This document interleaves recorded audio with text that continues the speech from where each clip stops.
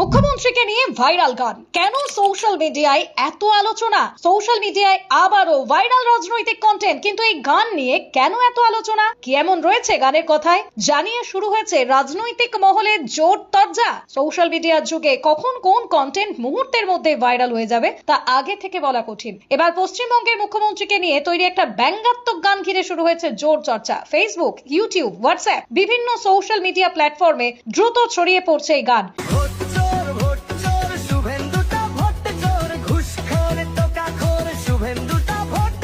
কিন্তু প্রশ্ন উঠছে, কেন এত আলোচনায় এই ভিডিও?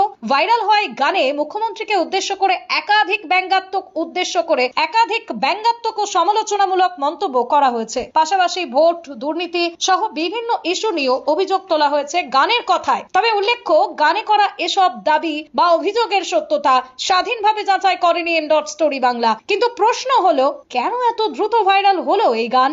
রাজনৈতিক পর্যবেক্ষকদের একাংশের মতে ব্যঙ্গাত্মক বা রাজনৈতিক বিষয়ভিত্তিক গান সাধারণ মানুষের আগ্রহ সহজেই আকর্ষণ করে। বিশেষ করে রাজনৈতিক আবহে এমন কন্টেন্ট দ্রুত মানুষের মধ্যে ছড়িয়ে পড়ে এবং আলোচনার কেন্দ্রে চলে আসে। তবে এই ভাইরাল ভিডিও নিয়ে আরেকটি প্রশ্ন উঠছে, সোশ্যাল মিডিয়ায় ছড়িয়ে পড়া এমন কন্টেন্টকে কতটা তথ্য হিসেবে গ্রহণ করা উচিত? বিশ্লেষকদের মতে সোশ্যাল মিডিয়ায় ভাইরাল হওয়া কোনো গান, ভিডিও বা পোস্টে করা দাবি যাচাই না করে সত্য বলে ধরে নেওয়া উচিত নয়। দর্শকদের তথ্য যাচাই করে মতামত গঠনের পরামর্শ দেওয়া হচ্ছে। এই প্রতিবেদনের উদ্দেশ্য শুধুমাত্র সোশ্যাল মিডিয়ায় ভাইরাল হওয়া একটি রাজনৈতিক কন্টেন্ট নিয়ে জনমাধ্যমে তৈরি হওয়া আলোচনা তুলে ধরা। ভিডিও বা গানে উত্থাপিত কোনো দাবি বা অভিযোগের সত্যতা স্টোরি বাংলা স্বাধীনভাবে যাচাই করেনি, তাই এর সঙ্গে চ্যানেল কর্তৃপক্ষ কোনোভাবেই দায়ী নয়। স্টোরি বাংলা।